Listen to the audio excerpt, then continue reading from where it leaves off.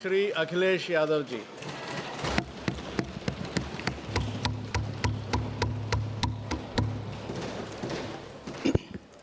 मैं सबसे पहले सभापति महोदय आपका मैं धन्यवाद देता हूं कि मुझे आपने बजट पे बोलने का समय दिया है। मैं तीसरा सदस्य इस पे बोल रहा हूं। मैं भी में से पूर्व कांग्रेस पार्टी के नेता माननीय शशि थरूर जी जो बात कह रहे थे, उन्होंने बहुत सारे आंकड़े दिए हैं। सभापति महोदय, वही मिलते जुलते आंकड़े हमारे पास भी हैं। जब कभी जवाब आए तो शायद उन आंकड़ों का जवाब भी आए। और जब वो अपनी बातों को ख़त्म कर रहे थे तो वो एक शेर पढ़ के गए हैं। मिर्ज़ा गालिब का एक शेर पढ़ के गए हैं सभापति महोदय। सभापति महोदय, यही शेर अगर बीजेपी को पढ़ना होता तो बीजेपी कैसे पढ़ती? अगर यही शेर बीजेपी को पढ़ना पड़ता तो वो पढ़ते कि हमको मालूम है स्वर्ग की सच्चाई, लेकिन दिल को बहलाने के का गालिब ये ख्याल की जगह सोच अच्छा है। सभापति महोदय, यही फर्क है। सबका साथ, सबका विकास। सभापति महोदय, बोलने से पहले मैं जब बजट को देख रहा था और अक्सर सरकार को पिछले कई सालों से चलता हुआ मैं देख रहा हूं, मैं कहना चाहता हूं, क्यों झूठे ख्यालों में दिन रात करें, जो बनाते हैं हवा में बातों के महल, आओ उनसे कुछ जमीनी बात करें। सभापति महोदय, बजट आने से पहले और बजट आने के बाद पूरा देश और पूरे देश में ये बहस चल रही थी कि अमेरिका को लेकर के डील होने जा रही है। सभापति महोदय, मुझसे पहले अभी जो भारतीय जनता पार्टी की माननीय सदस्य बोल रही थी, और भारतीय जनता पार्टी का ये पक्ष है कि हम लोगों ने दुनिया में बहुत सारे देशों से फ्री ट्रेड एग्रीमेंट कर लिया है। सभापति महोदय, मैं भारतीय जनता पार्टी की सरकार से जानना चाहूँगा, अभी कितने देश और बचे हैं जिससे आप फ्री ट्रेड एग्रीमेंट नहीं कर पाए हैं? कुछ ऐसे भी देश बचे होंगे शायद जिनसे आपकी इच्छा होगी कि हम फ्री ट्रेड एग्रीमेंट कर लें। और सभापति महोदय, का फ्री ट्रेड एग्रीमेंट हो भी जाते हैं। जो लोग कभी रुपए के बारे में बहुत चिंता करते थे, कभी कभी उम्र से, कभी कभी दूसरे लोगों की उससे जोड़ देते थे, इतने सब फ्री ट्रेड एग्रीमेंट होने के बाद और अमेरिका से डील नहीं ढील हुई है, उसके बाद हमारा रुपया कहां पहुंचेगा? और अगर यही डील होनी थी तो 11 महीने इंतजार क्यों कराया? अगर यही डील होनी थी सभापति महोदय, तो 11 महीने किस बात का इंतजार था? हमारे कारोबारियों को या हमारे जितने भी उद्योग से जुड़े लोग हैं, उनके साथ ये परेशानी क्यों? बजट पर सबसे पहला सवाल यही है कि डील पहले बनी है बजट।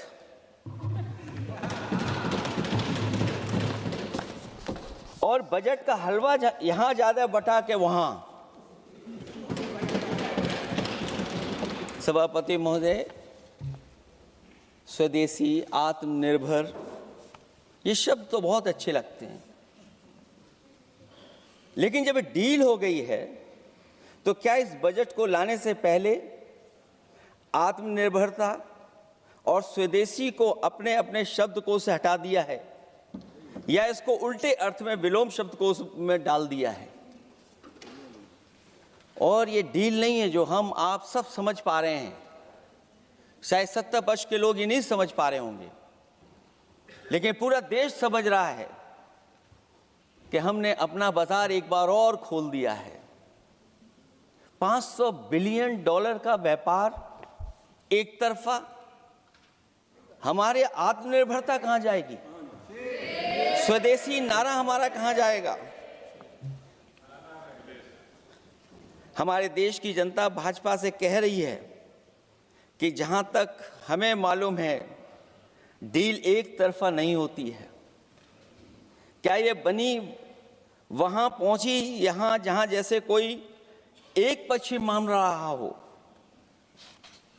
जनता भाजपा से यह भी जानना चाहती है कि 0 बड़ा के 18।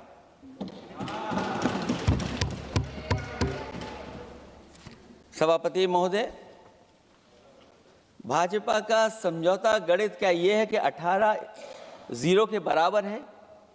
क्या 18 हमारा 0 के बराबर है? देश के किसानों, दुकानों, उद्योगों को बचाने के लिए खोखले शब्दों के अलावा भाजपा के पास कोई और सुरक्षा कवच या संरक्षण योजना है कि नहीं है? इसलिए मैं सभापति महोदय कहना चाहता हूं, ये बजट दिशाहीन है। इस बजट में कोई विजन नहीं है कि 2047 तक हमारा देश विकसित भारत बन जाएगा। और हम जैसे लोगों को, समाजवादियों को तो सरकार से पहले ही उम्मीद नहीं थी, और जिस सरकार से उम्मीद ना हो उसकी बजट से क्या उम्मीद होगी। इस बजट में पीडीए के लिए कुछ भी नहीं है। कोई योजना दलित, पिछड़ा, महिला, गरीब, अल्पसंख्यक या नवयुवक के विकास के लिए नहीं लाई गई है। ऐसा लग रहा है कि सरकार ने इनके बारे में सोचना ही छोड़ दिया है। और अगर जीडीपी हमारी 7% है और नॉमिनल जीडीपी की ग्रोथ केवल 8% है, जो कि लगभग 12% होनी चाहिए थी, इसके कारण लोगों के हाथ में कम पैसा है। और कारण यह भी लगता है कि हमारा प्राइवेट इन्वेस्टमेंट नहीं आ पा रहा है। जो लोग ये कहते हैं कि हम प्रति व्यक्ति आय बढ़ा रहे हैं, जो आंकड़े हमारे पास हैं, जो जानकारी हमारे पास है, वो आंकड़ा यही कहता है कि $3000 के लगभग प्रति व्यक्ति आय हमारी है। और अगर हम दुनिया से जब इतना ही जुड़ गए हैं तो 2025 की जो रैंकिंग है, हमारा स्थान 144वां है, 144th है। तो जहां हम इतना 10, 11, 12 साल से हम इतने बजट ला रहे हैं, क्या हमारे पर कैपिटा इनकम लोगों की नहीं बढ़ पाई? और सदन में, इसी सदन में कई बार ये पूछा गया कि जो लोग राशन प्राप्त कर रहे हैं, गरीबी रेखा से नीचे हैं, कम से कम उनकी पर कैपिटा इनकम क्या, ये तो बताना ही चाहिए सरकार को। और पिछड़ेपन को दूर करने के लिए कोई विजन नहीं दिखता इस बजट में। जैसे जब बजट आता है तो बजट में ढूंढते हैं हम लोग कि हमारे स्टेट के लिए क्या और खास नया आया होगा। उत्तर प्रदेश जैसा प्रदेश जहां पर डबल इंजन की सरकार को बहुत कुछ कहा जाता है कि डबल इंजन की सरकार है, हम विकास भी डबल करेंगे, लेकिन मैं देखता हूं उत्तर प्रदेश के लिए कोई खास योजना ऐसी नहीं आई है जिससे उत्तर प्रदेश के 25 करोड़ लोगों को कुछ मुख्य धारा से जोड़ा जाए। वैसे तो बड़ी बड़ी योजनाएं बताई जा रही हैं कि हमारे कई फ्रेट कॉरिडोर्स बन रहे हैं, वाटरवेज बन रहे हैं, एक्सप्रेसवेज बन रहे हैं, लेकिन उत्तर प्रदेश जहां से प्रधानमंत्री जी आते हैं, भविष्य में जो बनेंगे एक्सप्रेसवे, लेकिन भारत सरकार के बजट से कोई भी अभी एक्सप्रेसवे वहां पर नहीं बना। अगर कोई बना हो, नया बन रहा हो, बड़ा बन रहा हो तो बताएं। और जो बने भी हैं वो उस मानक, उस क्वालिटी के नहीं हैं जिस क्वालिटी के आज विकसित भारत के एक्सप्रेसवे होने चाहिए। जो लोग भ्रष्टाचार पे बड़े बड़े सवाल उठाते हैं, वो कम से कम अपनी सड़कों को देखें, अपने एक्सप्रेसवेज को देखें कि उन्होंने क्या बना करके खड़ा इतने हजारों करोड़ रुपए खर्च करने के बाद। इनके सबसे पहले प्रधानमंत्री अटल बिहारी वाजपेयी जी, उनके नाम से कोई एक्सप्रेसवे बन रहा था। सभापति महोदय, हम लोगों ने अखबारों में पढ़ा कई लोग स्टेटमेंट भी देते हैं कि हम एक्सप्रेसवे बना रहे हैं, उनके नाम से बनने के साथ साथ उनका नाम भी बदल दिया। पहले वो चंबल एक्सप्रेसवे बन रहा था, फिर अटल जी के नाम से एक्सप्रेसवे बन रहा था। लगता है वो जमीन पर नहीं उतरा है, वो केवल कागजों पे बन रहा था। तो ये तो एक्सप्रेसवे की बात हुई। सबसे बड़ा सवाल ये है कि किसान को लेकर के इन्होंने कहा कि किसान की हम आय दोगुनी कर देंगे।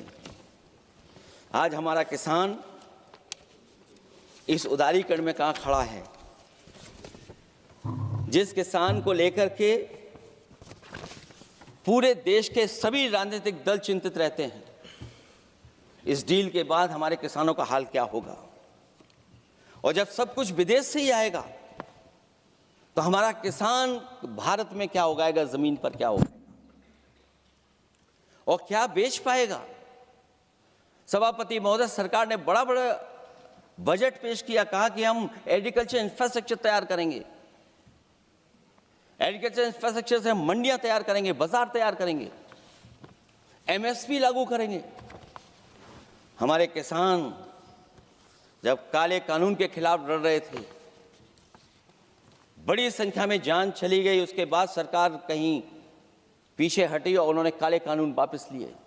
लेकिन आज भी किसानों को जो कानूनी गारंटी मिलनी चाहिए वो अभी तक एमएसपी की कानूनी गारंटी सरकार नहीं दे पाई है।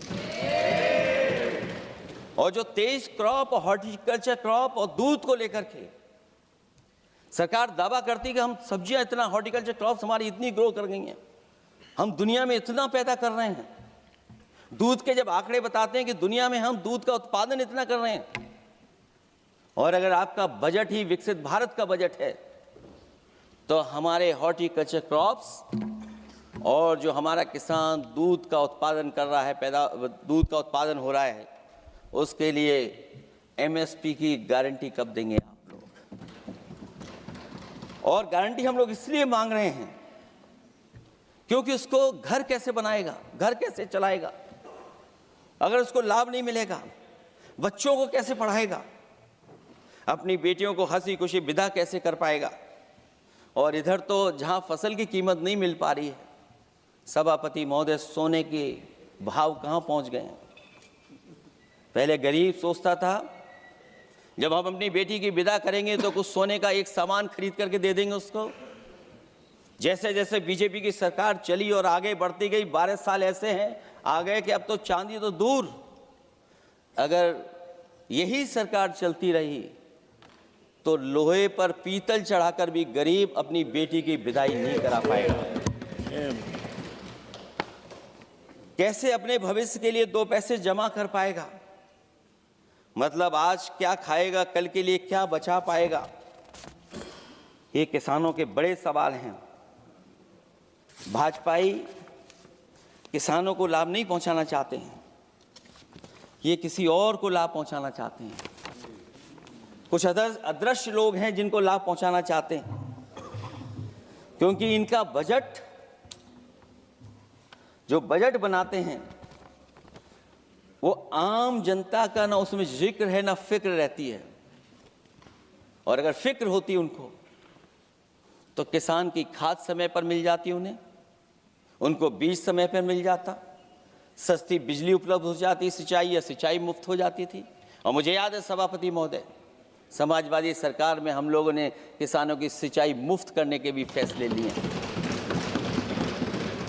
कीटनाशक दवाइयां कितनी महंगी हैं और सरकार ने किसानों को अपने हाल पे छोड़ दिया। मंडियों पे कहीं कोई खरीद नहीं है, और अगर खरीद हुई है तो सरकार बताए कि धान, आलू या गेहूं की खरीद में तो मिल जाती है उसको कीमत, लेकिन धान और आलू जैसी फसलों पर कोई सरकार कीमत नहीं दे पा रही है।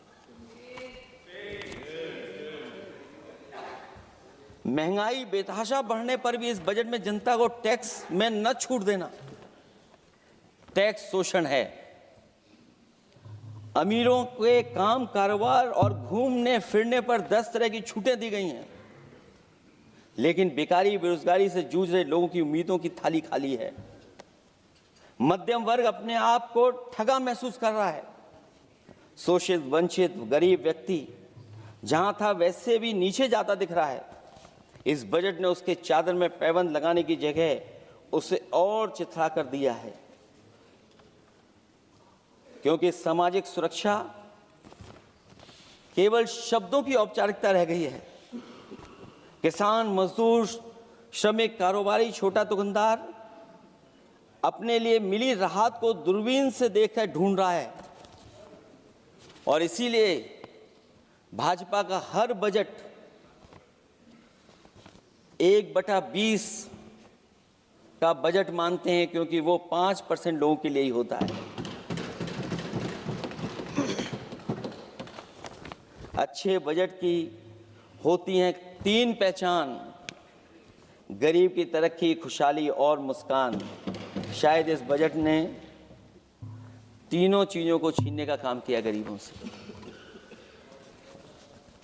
दूसरा विषय, स्वास्थ्य को लेकर के बहुत हमारा गरीब समय समय पर परेशान रहता है। स्वास्थ्य को लेकर के जो ठोस कदम सरकार को उठाने चाहिए,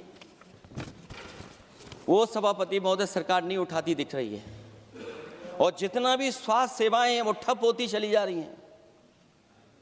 मैं उत्तर प्रदेश की बता सकता हूं, मुझे याद है सभापति महोदय, पहला जो भारत सरकार और प्रदेश सरकार को मिलकर के पहला हॉस्पिटल, मेडिकल कॉलेज शाहजहांपुर का बना था, जिस समय भारतीय जनता पार्टी के उस समय के स्वास्थ्य मंत्री और मैंने मिलकर के उसका उद्घाटन किया था। उसके बाद जो प्रचार में तो ये बहुत आगे हैं, प्रचार में तो ये कहते हैं कि हर डिस्ट्रिक्ट में हर हॉस्पिटल, हर डिस्ट्रिक्ट में एक हॉस्पिटल या मेडिकल कॉलेज, लेकिन सच्चाई तो ये है कि इन हॉस्पिटलों में इलाज नहीं है, दवाई नहीं है, ऑपरेशन के लिए कहाँ जाना पड़ता है, भटकना पड़ता है। और जिस तरीके से अभी जिन लोगों ने इंश्योरेंस या LIC में किस्त दी होगी,